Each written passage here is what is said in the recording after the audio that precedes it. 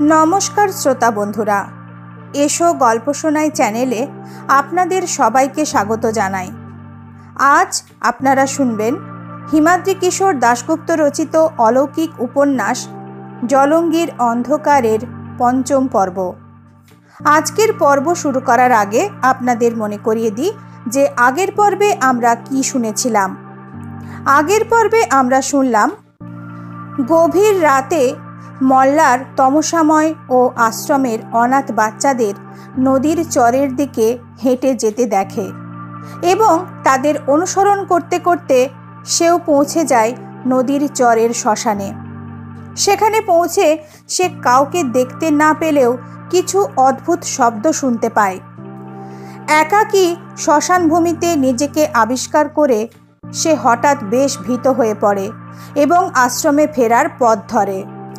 ফেরার পথে কয়েকটি শিয়াল তাকে ঘিরে ধরে, কিন্তু সেই মুহূর্তে তমসাময় শাস্ত্রী সেখানে উপস্থিত হয়ে তাকে শিয়ালের হাত থেকে বাঁচায় এবং বলে এইভাবে এত রাতে বাইরে বেরিয়ে মল্লার একদম ভালো করেনি, তার কোনো বিপদ ঘটে যেতে পারত। চলুন তাহলে আজ শুনে নিই উপন্যাসটির পরবর্তী পর্ব। শুরু করছি জলঙ্গির অন্ধকারের পঞ্চম পর্ব। তমসাময় তাকে নিয়ে হাঁটতে হাঁটতে বললেন, তার চেয়েও বড় বিপদ ঘটতে পারত আপনার, যার ফলে প্রাণ সংশয়ও হতে পারত, যা আপনাকে বলতে গিয়েও তখন বলিনি। মল্লার বলল, সেটা কি বিপদ? তমসাময় একটু চুপ করে থেকে বললেন, শ্মশান হলো প্রেতজনির আবাসস্থল। অন্ধকার নামলে ওরা আত্মপ্রকাশ করে। এ সময় তারা জীবন্ত মানুষের উপস্থিতি পছন্দ করে না, আপনার ক্ষতি করতে পারত। এই আশ্রমে তারা অনিষ্ট করতে পারে না, আমি এই আশ্রমের চারপাশে মন্ত্রের বন্ধন দিয়ে রেখেছি বলে। কিন্তু শ্মশানে তারা উন্মুক্ত, স্বাধীন।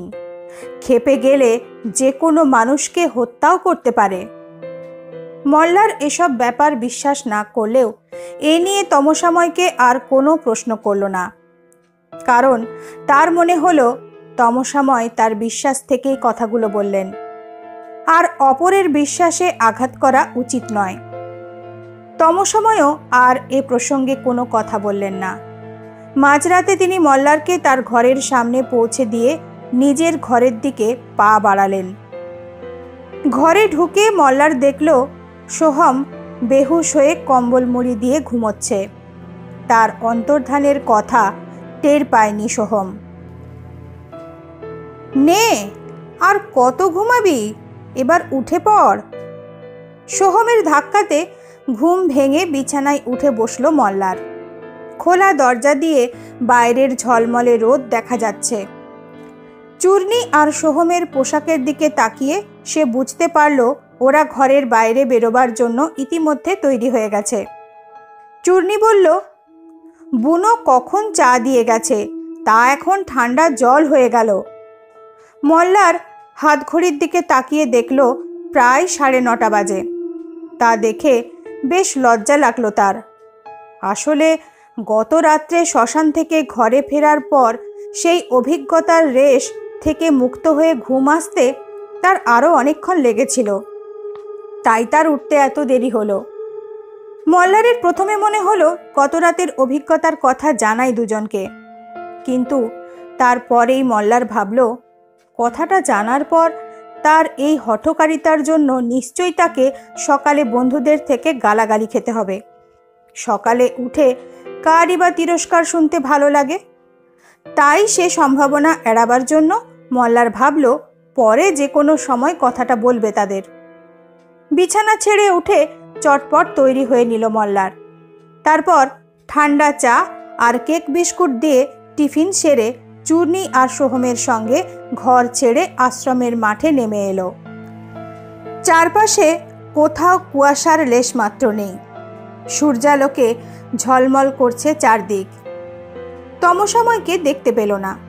ছেলেদের ঘরগুলোর দিকে তাকিয়ে তাদের দেখতে না পেয়ে চূর্ণী বলল, একটা জিনিস খেয়াল করে দেখেছিস, বাচ্চাগুলো কিন্তু বিকালের আগে খুব একটা ঘরের বাইরে বেরোয় না। সোহম বলল, এ সময় হয়তো ওরা লেখাপড়া করে, তবে কাল রাতে যখন ওদের ঘরের সামনে আগুন জ্বালিয়ে মাংস রান্না হচ্ছিল তখন ওরা ওখানে খুব নাচানাচি করছিল, তা আমি আর মল্লার দেখেছি। ওদের দেখে মনে হলো খুব আনন্দ করছিল ওরা। চূর্ণী বলল, চল নদীর পাড়ে একবার ঘুরে আসি, তারপর ছেলেগুলো কি করছে দেখতে যাব। চূর্ণীর কথা শুনে মল্লার আর সোহম তাকে নিয়ে এগোলো জলঙ্গির পাড়ে যাবার জন্য।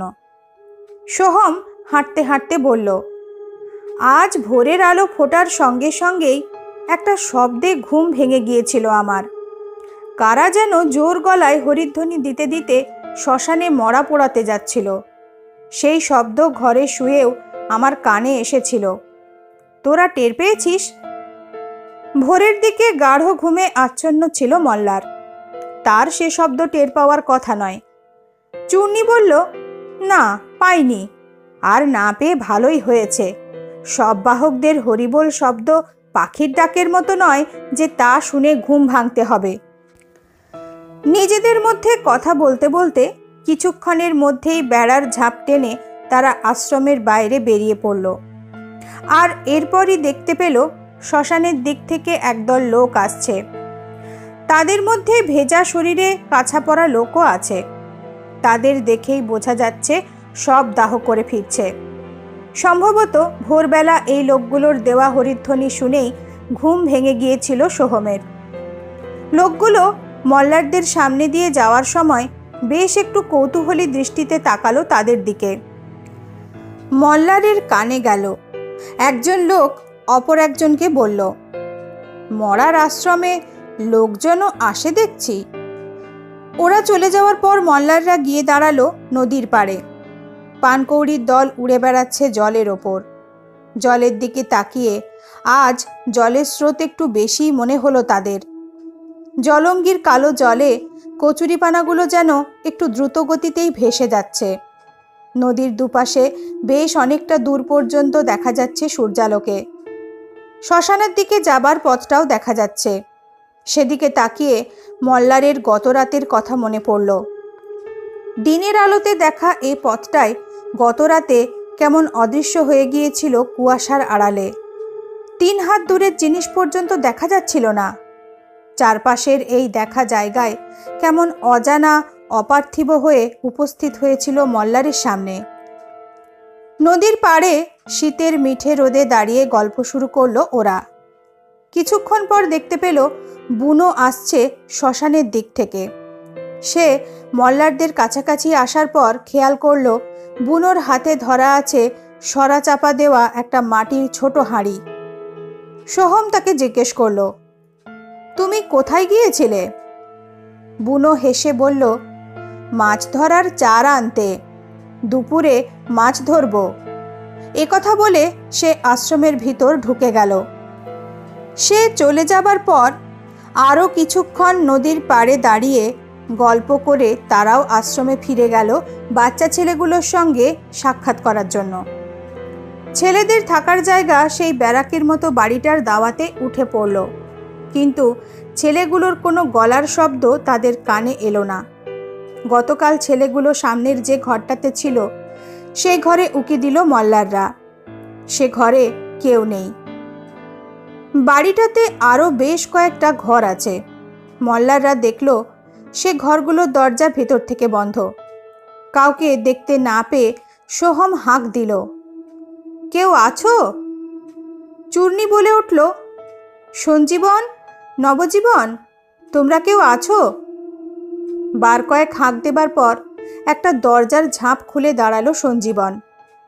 তাকে দেখেই মল্লাররা বুঝতে পারল তাদের হাঁক ডাক শুনেই ঘুম থেকে উঠে এলো সে। বাইরের আলো চোখে পড়ায় সে ভালো করে চোখ মেলতে পারছে না। হাত দিয়ে চোখ ঘষে নিয়ে মল্লারদের দেখে হাসল সে।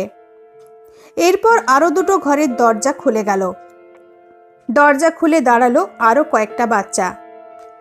তাদের অবিন্যস্ত পোশাক দেখে মল্লাররা বুঝতে পারল তারাও সদ্য ঘুম ভাঙার পর দরজা খুলে দাঁড়িয়েছে। ছেলেগুলোর শোবার ব্যবস্থা কেমন দেখার জন্য তারা সঞ্জীবনের সঙ্গে সে ঘরটাতে ঢুকলো। আলো থেকে অন্ধকার ঘরে ঢোকাতে কয়েক মুহূর্ত প্রথমে কিছুই ঠাহর করতে পারল না। তারপর সোহম দেখল ঘরে জানলার মতো যে জায়গাটা আছে সেখানে সম্ভবত শীত আটকাবার জন্যই পর্দার মতো করে মোটা চটের কাপড় টাঙানো হয়েছে। মল্লার এগিয়ে গিয়ে চটটা সরিয়ে দিতেই পূবের আলো প্রবেশ করলো ঘরে। মাঝারি একটা ঘর, তার 3 দিকে দেয়ালের গা ঘেঁষে 3টে কাঠের তক্তপোষ, তার ওপর মামুলি বিছানা, চাদর, কম্বল। দেওয়ালের গায়ে টাঙানো দড়িতে ঝুলছে ছেলেগুলোর জামা। সঞ্জীবন একটা খাট ছেড়ে নেমে দরজা খুলেছে। অন্য দুটো খাটের একটাতে উঠে বসে চোখ কচলাচ্ছে একটা ছেলে, আর অন্য খাটে আরেকটা বাচ্চা তখনও কম্বল মুড়ি দিয়ে ঘুমোচ্ছে। মল্লার সঞ্জীবনকে প্রশ্ন করল, তোমরা এত দেরি করে ঘুম থেকে উঠলে কেন? সকালে পড়তে বসবে না? সঞ্জীবন জবাব দিল, কাল চড়ুই ভাতি করে রাতে ঘুমোতে দেরি হয়েছিল, তাই ঘুম ভাঙতে দেরি হলো। মল্লারদের দেখতে পেয়ে অন্য ঘরগুলো থেকেও বেশ কয়েকটা ছেলে এরপর সে ঘরে ঢুকে দাঁড়ালো।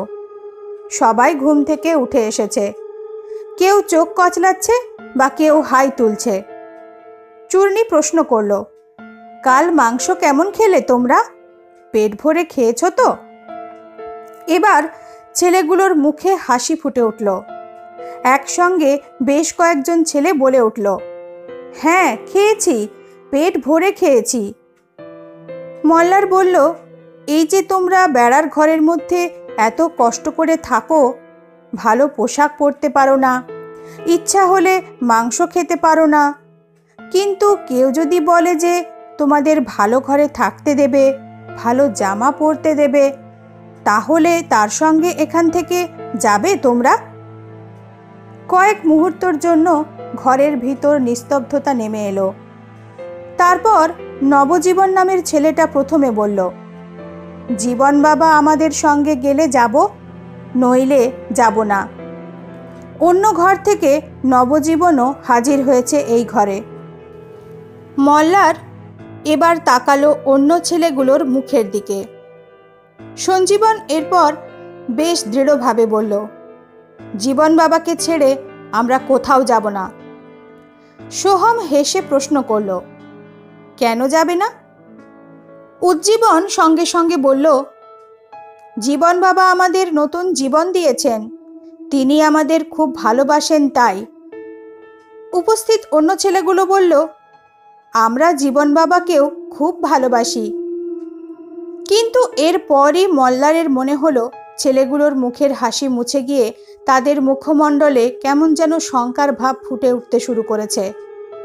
মল্লারদের প্রশ্ন শুনে ছেলেগুলো হয়তো ভাবতে শুরু করেছে যে মল্লাররা তাদের নিয়ে যাবার জন্য আশ্রমে এসে হাজির হয়েছে। ছেলেগুলোর মনের ভাব অনুমান করে মল্লার তাদের আশ্বস্ত করার জন্য বলল, আমি তোমাদের এমনি জিজ্ঞেস করলাম কথাটা, আমরা তোমাদের কোথাও নিয়ে যাবার জন্য এখানে আসিনি। যদি তোমাদের সাহায্য করা যায় সেজন্যই আশ্রমটা দেখতে এসেছি। বুঝতে পারলাম জীবন বাবাকে তোমরা খুব ভালোবাসো, আর তিনিও তোমাদের ভালোবাসেন। মল্লারের কথা শুনে ছেলেগুলোর মুখে আবার ধীরে ধীরে হাসি ফুটে উঠল। বাচ্চাগুলোর মধ্যে আকারে যে সব থেকে ছোট সে নিষ্পাপভাবে জানতে চাইল, আজও কি তোমরা আমাদের মাংস খাওয়াবে? প্রশ্নটা শুনে মল্লার একটু অস্বস্তি বোধ করল। আজও তাদের মাংস খাওয়াতে হলে অন্তত 2000 টাকা খরচ করতে হবে তাদের। চূর্ণী ব্যাপারটা সামলে নিয়ে বলল, পরপর 2 দিন মাংস খাওয়া ঠিক নয়, তবে দেখি তোমাদের অন্য কিছু খাওয়াতে পারি কিনা। সে কথা শুনে হাসল ছেলেগুলো। আর এরপরই সোহমেরই প্রথম একটা ব্যাপার চোখে পড়ল। এ ঘরের 3য় তক্তপোষে যে ছেলেটা ঘুমাচ্ছিল সে কথাবার্তার শব্দ শুনে ঘুম থেকে উঠে বসেছে। কম্বলটা খসে গেছে তার শরীর থেকে। জানলার মতো বেড়ার ফোকর দিয়ে আলো সোজা এসে পড়েছে তার গায়ে। সোহম তার দিকে তাকিয়ে বিস্মিতভাবে জানতে চাইল, ওটা কিসের দাগ? সোহমের দৃষ্টি অনুসরণ করে বাচ্চাটার দিকে তাকিয়ে মল্লার আর চূর্ণীও বেশ অবাক হয়ে গেল। বছর 8 ছেলেটার বুক থেকে পেট পর্যন্ত একটা লম্বা দাগ দেখা যাচ্ছে, যেন সে জায়গা কোনো সময় চেরা হয়েছিল বা অপারেশন করা হয়েছিল। ছেলেটা কোনো জবাব দেওয়ার আগেই জবাবটা এলো তমসাময়ের কাছ থেকে। দরজার বাইরে এসে দাঁড়িয়েছেন তিনি। সোহমের প্রশ্নের জবাবে তমসাময় বললেন, রেল স্টেশনে ঘুরে বেড়াতো ও, একদিন ট্রেনের ধাক্কায় এই অবস্থা হয়। ওর বাঁচারই কথা ছিল না, তারপর আমি ওকে এখানে এনে আশ্রয় দিয়েছি। ছেলেটাকে দেখে বেশ কষ্ট হলো মল্লারদের। কেমন যেন করুণ দৃষ্টিতে চেয়ে আছে ছেলেটা। ছেলেগুলোর সঙ্গে আরও কিছু মামুলি কথাবার্তার পর তারা সে ঘর থেকে বাইরে বেরিয়ে এলো।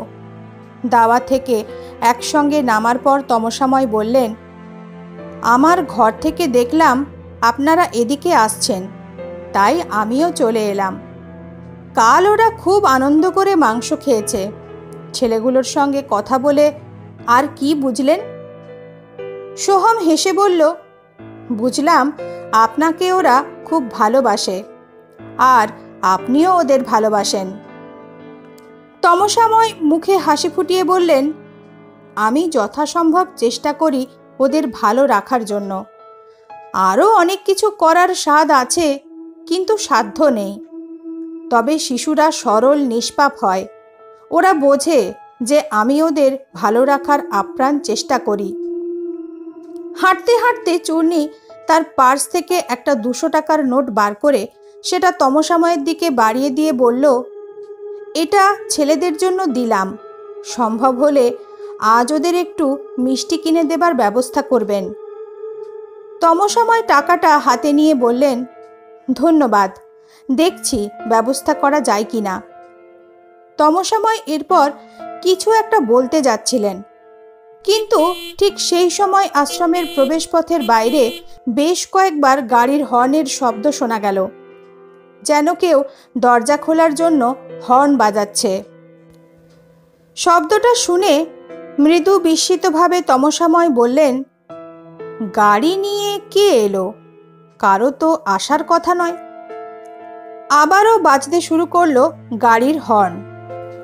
সেই শব্দে রান্নাঘরের বাইরে বেরিয়ে তমসাময়ের দিকে তাকালো বুনো। তিনি দূর থেকে হাতের ইশারায় বুনোকে বললেন ব্যাপারটা দেখার জন্য। বুনো সেদিকে গিয়ে আশ্রমের প্রবেশপথের বাঁশের ঝাপটা ফাঁক করে সম্ভবত যারা এসেছে তাদের পরিচয় জানতে চাইল। তারপর সে প্রবেশ মুখটা উন্মুক্ত করতেই একটা কালো রঙের এমইভিউ গাড়ি প্রবেশ করল। তারপর সম্ভবত মল্লারদের দাঁড়িয়ে থাকতে দেখেই এগিয়ে আসতে লাগলো তাদের দিকে। গাড়িটা সোজা এসে থামলো তাদের সামনে। গাড়ির মাথায় নীল আলো বসানো, সামনে লাগানো আছে পিতলের অশোক স্তম্ভ, যা দেখে মনে হচ্ছে সরকারি গাড়ি। চালকের আসনের পাশে বসে আছে একজন লোক, আর পিছনের আসনে আরও একজন। চালক আর তার পাশের আসনের লোকটা প্রথমে গাড়ি থেকে নামলো। তাদের গায়ে জ্যাকেট, পায়ে জুতো, বেশ শক্ত সমর্থ চেহারা তাদের। সেই লোক দুজনের একজন গাড়ির পিছনের দরজাটা খুলে দিতেই একজন মাঝবয়সী ভদ্রলোক নামলেন গাড়ি থেকে। তার পরনে ধূসর রঙের কোট প্যান্ট, লাল রঙের টাই, চোখে দামি চশমা, পায়ে পালিশ করা শু। ভদ্রলোকের চেহারাতে বেশ একটা গাম্ভীর্য আছে। গাড়ি থেকে নেমে তিনি কয়েক ধাপ এগিয়ে এসে মল্লারদের ভালো করে দেখে নিয়ে গম্ভীরভাবে প্রশ্ন করলেন, এই অনাথ আশ্রম কে চালান? প্রশ্ন শুনে তমসাময় হাত জোর করে ভদ্রলোককে নমস্কার জানিয়ে বললেন, আমার নাম তমসাময় শাস্ত্রী, এই আশ্রম আমিই চালাই। জবাব শুনে কোট পরা লোকটা বললেন, শুনছিলাম এক সন্ন্যাসী এই আশ্রম চালান, কিন্তু আপনার পোশাক দেখে তো সন্ন্যাসী বলে মনে হয় না। তমসাময় হেসে বললেন, ঠিকই শুনেছেন, তবে একসময় রক্তাম্বর পরতাম। প্রয়োজন না হলে সে বস্ত্র এখন আর পরি না। কথা বলে তমসাময় বললেন, আপনাদের পরিচয়? কোথা থেকে আসছেন আপনারা? কোট প্যান্ট পরা লোকটা জবাব দিলেন, আমার নাম Ramen Bakshi, child welfare department অর্থাৎ সরকারি শিশু কল্যাণ দপ্তরের অফিসার আমি। এই আশ্রমের খবর পেয়ে আমি খোঁজ নিতে এসেছি। ভদ্রলোকের পরিচয় জানার পর তমসাময় বললেন, বলুন কি জানতে চান? আপনার এই আশ্রমের সরকারি অনুমোদন আছে? জানেন নিশ্চয়ই, অনাথ আশ্রম চালাতে হলে সরকারি অনুমতির দরকার হয়। প্রশ্ন করলেন সরকারি আধিকারিক। তমসাময় বললেন, হ্যাঁ জানি। এখনও সরকারি অনুমোদন না পেলেও তা পাবার জন্য আমি সরকারের কাছে আবেদনও করেছি। বেশ কয়েকবার সরকারি অফিসে তদবিরও করেছি। একবার সরকারি লোকরা আশ্রম দেখেও গিয়েছেন। আমি আপনাকে আবেদনপত্রর কপি দেখাতে পারি। মিস্টার বক্সি বললেন, ও বুঝলাম। তা কতজন বাচ্চা আছে এখানে? আর তাদের দেখাশোনার জন্য কতজন লোক আছেন? তমসাময় বললেন, 10 জন বাচ্চা আছে এখানে, আর লোক বলতে 2 জন। যে আপনাদের দরজা খুলে দিল সে আর আমি, আমরা 2 জনই ছেলেদের দেখাশোনা করি। বক্সি এরপর মল্লারদের দেখিয়ে তমসাময়কে জিজ্ঞেস করলেন, এনারা কারা? তমসাময় জবাব দিলেন, ওনারা কলকাতা থেকে এই আশ্রম দেখতে এসেছেন, ওই আশ্রমকে সাহায্য করার ইচ্ছা নিয়ে। কথাটা শুনে অফিসার মল্লারদের দিকে তাকিয়ে জানতে চাইলেন, আপনারা এনজিও চালান? সোহম জবাব দিল, না, আমরা এনজিওর লোক নই। আমরা 3 বন্ধু মিলে ঠিক করেছি কোনো অনাথ আশ্রমকে কিছু সাহায্য করব। সেই মর্মে কাগজে বিজ্ঞাপন দিয়েছিলাম। তমসাময়বাবু আবেদন জানিয়েছেন, তাই আশ্রম দেখতে এসেছিলাম। কবে এসেছেন? প্রশ্ন করলেন ভদ্রলোক। সোহম জবাব দিল, পরশু রাতে এসেছি, কাল সকালে ফিরে যাব। কি করেন আপনারা? সঙ্গে পরিচয়পত্র আছে? মল্লারের পার্সেই তার সরকারি ব্যাংকের পরিচয়পত্র ছিল। সেটা সে বার করে বাড়িয়ে দিল মিস্টার বক্সির দিকে। সেই সচিত্র পরিচয়পত্রটা লোকটা ঘুরিয়ে ফিরিয়ে দেখলেন। সোহম বলল, আর আমাদের 2 জনের পরিচয়পত্র ঘরে রাখা আছে, দেখতে চাইলে নিয়ে আসছি। বক্সি আই কার্ডটা মল্লারের হাতে ফিরিয়ে দিয়ে বললেন, থাক, আর আনার দরকার নেই। কথা বলার পর তিনি তমসাময়কে বললেন, চলুন বাচ্চাগুলোকে এবার দেখব। তমসাময় বলল, চলুন আপনাকে দেখাই ওদের, কোনো কিছু প্রশ্ন করলে করবেন। মিস্টার বক্সি আর তার সঙ্গী 2 জনকে নিয়ে তমসাময় এগোলেন বাচ্চাদের থাকার জায়গার দিকে। কৌতূহলবশত মল্লাররাও অনুসরণ করল তাদের। মিস্টার বক্সি আর তার সঙ্গীরা ভালো করে চারপাশে তাকাতে তাকাতে আশ্রমটাকে যেন জরিপ করতে করতে হাঁটতে লাগলেন। বাড়িটার কাছাকাছি পৌঁছে সরকারি অফিসার জানতে চাইলেন, যাদের দেখতে চাইছি তারা এ আশ্রমে কিভাবে এসেছে? তমসাময় বললেন, ওদের কাউকে রেল স্টেশন থেকে, কাউকে বাস স্ট্যান্ড বা বাজার থেকে এখানে এনেছি। পিতৃমাতৃহীন অভিভাবকহীন অবস্থায় ওরা সেখানে ঘুরে বেড়াতো, দেখার কেউ ছিল না। ওদের কোনো দাবিদারও নেই। ওদের কাউকে আবার কেউ শ্মশান বা গ্রামের হাসপাতালের বাইরেও ফেলে গিয়েছিল মৃতপ্রায় অবস্থায়। তমসাময় সবাইকে নিয়ে পৌঁছে গেলেন ছেলেগুলোর থাকার জায়গাতে। গতদিন যে ঘরটাতে মল্লাররা প্রথম ছেলেগুলোকে দেখেছিল, বাড়ির সে ঘরে মিস্টার বক্সিকে দাঁড়াতে বলে কয়েক মিনিটের মধ্যেই পাশের ঘরগুলো থেকে বাচ্চাদের নিয়ে সে ঘরে উপস্থিত হলেন তমসাময়। মিস্টার বক্সি আর তার সঙ্গীরা বেশ কিছুক্ষণ ধরে প্রত্যেকটা বাচ্চাকে ভালো করে দেখলেন। সরকারি আধিকারিক ছেলেগুলোর উদ্দেশ্যে এরপর প্রশ্ন করলেন, তোমাদের এখানে কেউ জোর করে ধরে আনেনি তো? আটকে রাখেনি তো? নবজীবন জবাব দিল, না, কেউ জোর করেনি। অন্য বাচ্চাগুলো মাথা নাড়িয়ে তার কথা সমর্থন করল। তোমরা এখানে দুবেলা খেতে পড়তে পাও, তার জন্য তোমাদের দিয়ে কি কোনো কাজ করানো হয়? জানতে চাইলেন বক্সী। সঞ্জীবন এবার জবাব দিল, হ্যাঁ, খেতে পড়তে পাই, তার জন্য আমাদের কোনো কাজ করতে হয় না। এখানে তোমাদের কেউ মারধর করে? প্রশ্ন করলেন তিনি। সব ছেলেগুলো একসঙ্গে বলে উঠল, না, কেউ মারে না আমাদের। ছেলেদের কথা শুনে মিস্টার বক্সী তমসাময়ের দিকে তাকিয়ে বললেন, আশা করি ওরা আপনার শেখানো বুলি বলছে না? তমসাময় বললেন, আমি ওদের কিছু শেখাইনি। ইচ্ছা হলে আমার অবর্তমানে আপনারা ওদের যত খুশি প্রশ্ন করতে পারেন। শেষ হলো উপন্যাস জলঙ্গির অন্ধকারের ৫ম পর্ব। আজ এই পর্যন্তই। এই পর্যন্ত শুনে যদি ভালো লাগে তাহলে লাইক, কমেন্ট, শেয়ার ও চ্যানেলটি সাবস্ক্রাইব করার অনুরোধ রইল। সবাই ভালো থাকবেন। নমস্কার।